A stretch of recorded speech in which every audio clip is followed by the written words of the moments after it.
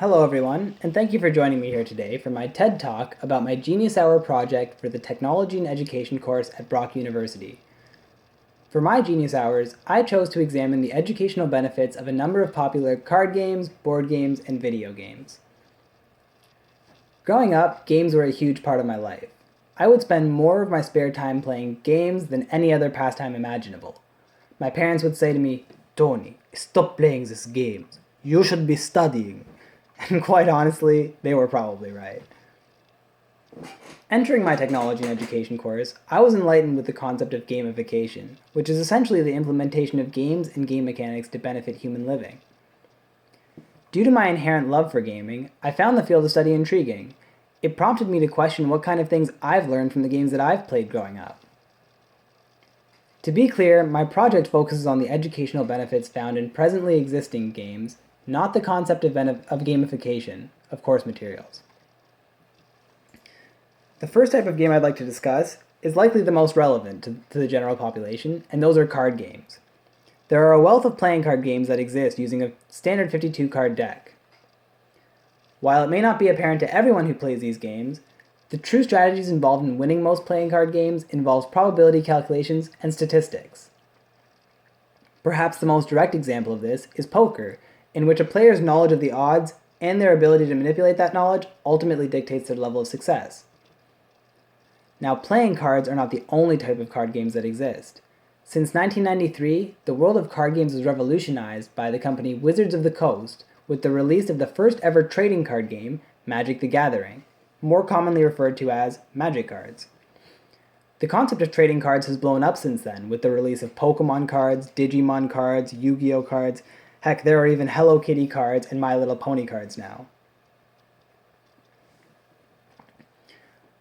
What all these card games share in common is that they all implement the use of math to help each player reach their end goal.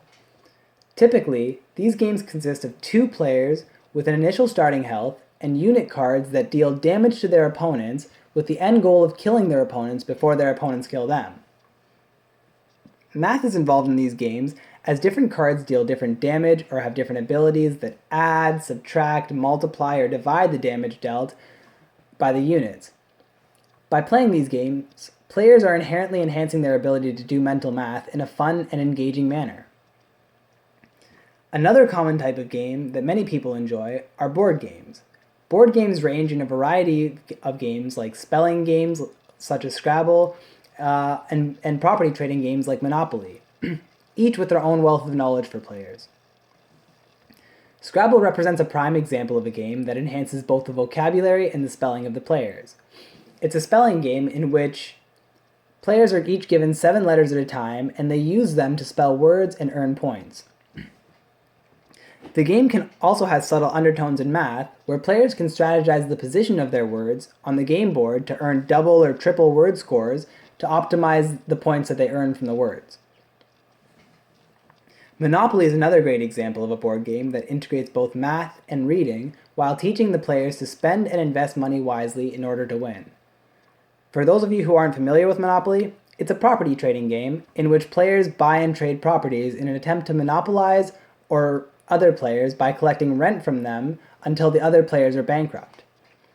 Throughout the game, players encounter cards that require them to read the cards and act on what is written.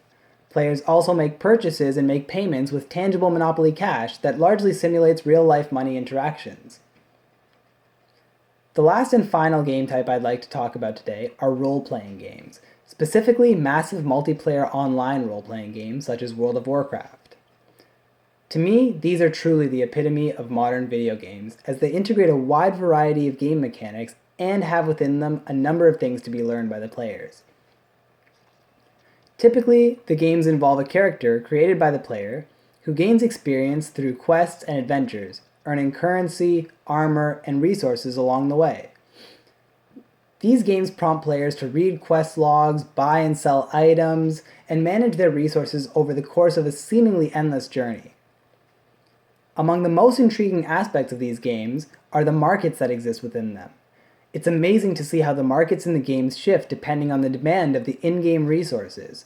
It's even more amazing to see how people manipulate these markets by buying and selling resources, much like the global stock market. Newer MMORPG games even integrate graphs that display prices of each resource over time, and they look astonishingly similar to those of the real stock markets of real-world resources. In summary, card games, board games, and video games have hidden within them a wealth of lessons from reading and writing to math and statistics.